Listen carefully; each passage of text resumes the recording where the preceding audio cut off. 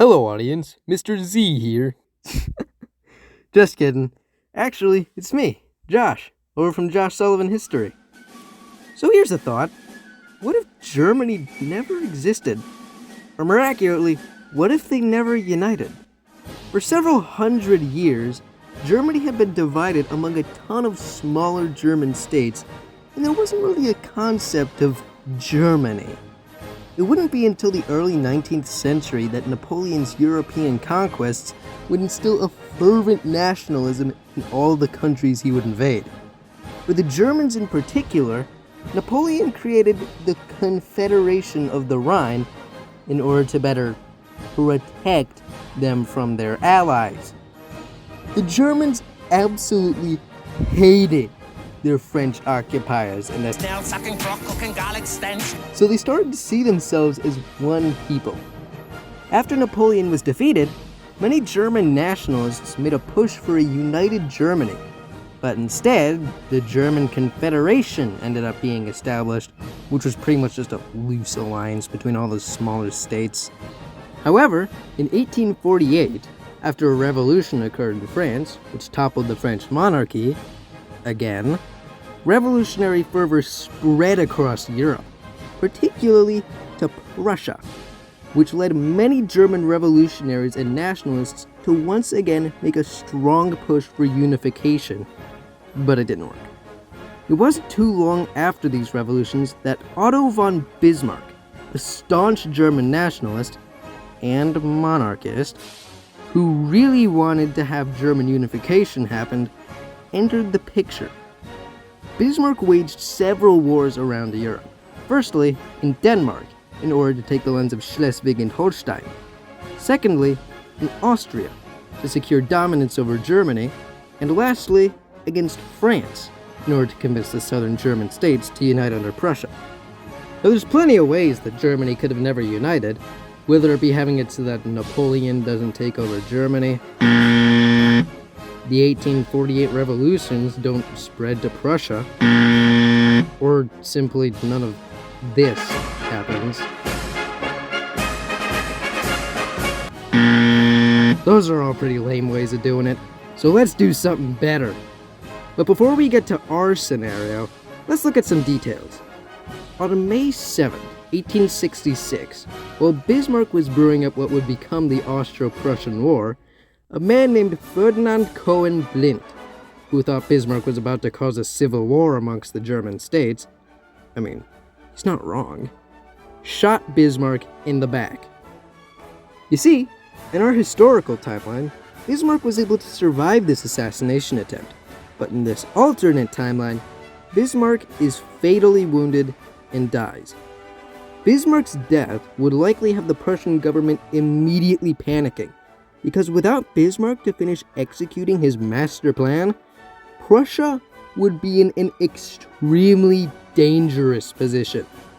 Since the Austro-Prussian War had been all but declared at this point, Prussia would still invade Austria and still does really well. Maybe a little too well, in fact, as without Bismarck to restrain them, the Prussians would end up pushing way too far, and even end up laying siege to Vienna. The Prussian siege on Vienna would almost certainly piss off everyone in Europe, particularly Britain and France, who would see this increased Prussian aggression as a terrible threat to the current European balance of power. Britain and France would then probably end up intervening in the conflict between Prussia and Austria, drastically turning the war around in Austria's favor, allowing them to defeat the Prussians. Since Prussia would end up losing this war, German unification would come to a complete stop. In our world, the Prussians had slowly pulled the northern German states under its control through the sharing of its economic and military strength via the North German Confederation. And because the northern states were largely Protestant, like Prussia had been, and held similar geopolitical interests, this partnership made a lot of sense. The southern German states, though, were largely Catholic and lead more towards Austrian interests. This war would have led to the chain of events that broke these states away from Austrian influence and allowed Prussia the opportunity to guide them instead. But this time, things go a little bit differently. In our world, the creation of Germany drastically shifted the balance of power in not only Europe, but across the whole world. In this timeline, that simply doesn't happen. Once the Austro-Prussian War ends, Britain, France, and Austria would know that they needed to prevent further Prussian aggression and to restabilize Germany. The Austrians would finally retake Silesia from the Prussians, which they had lost over 100 years prior in the 7 Years' War, and Schleswig-Holstein would be given back to Denmark, as Britain had always opposed Prussia's actions there. The German Confederation would end up being re-established to bring back order in Germany, but a few changes would have been needed to be made. Since Austria and Prussia's intense rivalry would very easily destabilize the Confederation, they probably would have been left out of it completely. So, with Germany's two traditionally dominant powers being left out, most of the power in the German Confederation might have ended up going to Bavaria, a country which had typically sold itself as a protector of the smaller German states. However, with Prussia having been effectively neutered after this war, this would have left a huge power vacuum on the continent. This power vacuum would likely end up being filled by France, who is continental Europe's traditionally dominant power and still a decently formidable military force. The border region of the Rhineland would almost certainly become a demand of France for its participation in the conflict. Napoleon III, the Emperor of France at this point in time, really wanted to prove himself as an equal to his predecessor, the real Napoleon. See, during the Napoleonic Wars, Napoleon had annexed the Rhineland because he, as well as most French people, saw that territory as part of the natural boundaries of France. And since Napoleon III's reign had been largely unsuccessful, he would most likely use Prussia's defeat in the Austro-Prussian War as a way to try to push for the re-annexation of these territories back into the French Empire. However, Austria would almost certainly vehemently oppose Napoleon III's offer, wishing to protect the German people living there. And the British would also see that a French annexation of the Rhineland would cause a large amount of tension in Germany. Because of this, Napoleon III's offer would be immediately rejected, and instead, I think that the Rhineland would just end up becoming independent. However, Napoleon III would have started to become extremely bitter over this, as, in his eyes, his failure to gain any territory from a war that he won would doom his largely unsuccessful reign.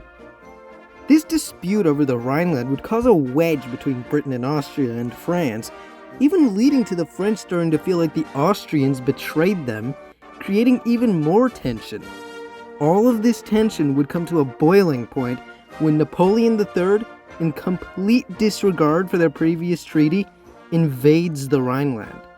Austria and Prussia, having been thoroughly beaten up during the Austro-Prussian War, unfortunately wouldn't be able to do anything about this, so they just begrudgingly have to sit there and let the French take the Rhineland. Britain would act similarly, though the reason for sitting out would be because they just wouldn't think it would be worth it to spark a major war with the French over the Rhineland of all places. However, just because they wouldn't end up starting a war, that doesn't mean they wouldn't start competing for influence across Europe. The most prominent case of this would probably be Italy, whose location would make them a very strategic partner to have.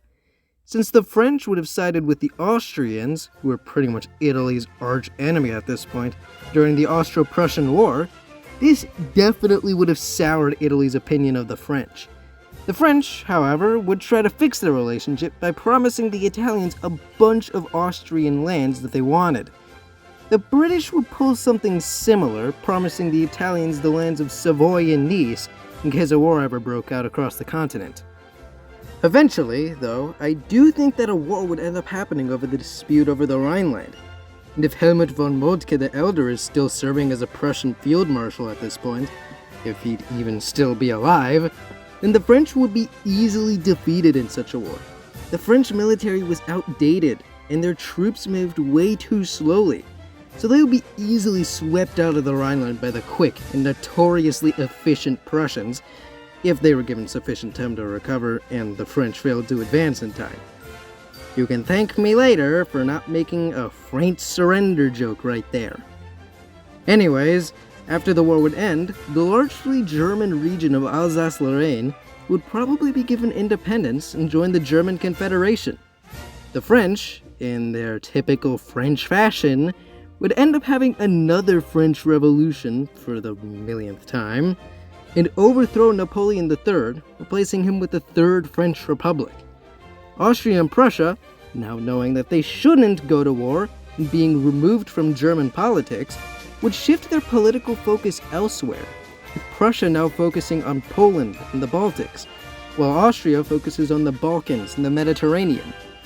So, in the end, since Germany is never formed, and thus the balance of power never shifts so dramatically like it does in our timeline, the world wars never end up happening. Britain keeps all of its precious colonies and stays as the world's superpower, and Austria and Prussia just keep bickering with each other for pretty much all eternity, sometimes over their lost stake in Germany, and other times in new clashes that would emerge involving Poland and the Balkans. And as for all us Yanks over here, even though our navy and economy was still growing really fast at this point, the US never rises to power quite like it does in our timeline. But maybe we end up becoming a decent colonial power in the Pacific or something. So, if you like this video, make sure to subscribe to Mr. Z. Mr. Z should also have a link in the description over to my channel, if he's based enough, so make sure to go check that out. And I really do want to thank Mr. Z for having me here on his channel. This was really great to do. Well, till next time, see ya.